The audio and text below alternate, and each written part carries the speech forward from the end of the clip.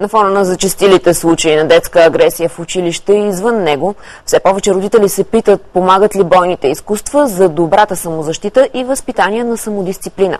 През последните месеци инструкторите в спортни клубове отчитат все по-голям интерес от деца между 5 и 10 годишна възраст. Повече по темата ще научим сега от репортера ни Камелия Александрова. Здравей, Камелия, кои са основните качества, които развиват бойните изкуства? Добър ден, чувате и искам да кажа, че тази сцена със сигурност ще притесни, ще вдигне кръвното на част от родителите. Експертите обаче развенчават този мит. Много голяма част от родителите смятат, че бойните изкуства насърчават насилието. Веднага обаче отивам при треньорът по карате Лъчезар Цветков. Добър ден, здравейте. Доста опасно изглежда всичко това и агресивно. С оглед на агресията, да, ще ги строиме сега. Така, с оглед на агресията в училището, която зачести, да те попитам с оглед на агресията в училището, как се справят, как посрещате ги, как ги учите да се справят с агресията? Значи децата, които тренират карате, в повечето случаи имат голямо, вярват в себе си и не им трябва да се доказват и дори когато са предизвикани, нямат нужда да отвръщат. На какво ще ги учи каратето и бойните изкуства като цяло? Значи карате ги учи на дисциплина, на самоконтрол, учи ги на много други качества, които само боен спорт може да развие. И децата, които тренират карате, в повече случаи са много добри в училище, отличници и дори да са имали проблеми преди това с дисциплина, с поведението си в училище, това се коригира. В повечето случаи. Сега има някои изключения, но говорим за общите случаи, това се подобрява. Да, и като каза това и как реагират на агресивните деца?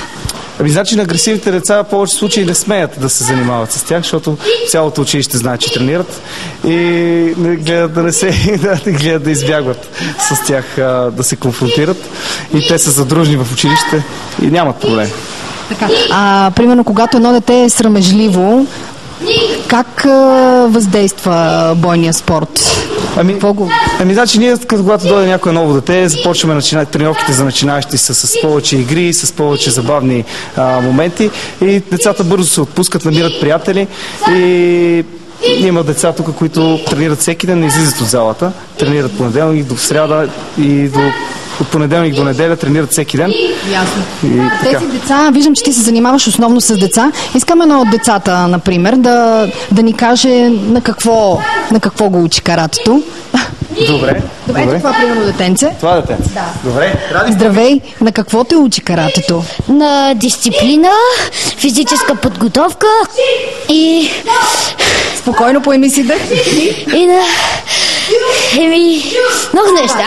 А в училище, ако някой дете е агресивно към теб, използваш ли ударите от каратето или това, което те учи треньорът, да запазиш самообладание?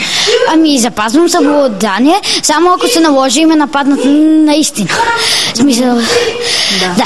Добре, благодаря ти, поеми си дъх, отиди в групата.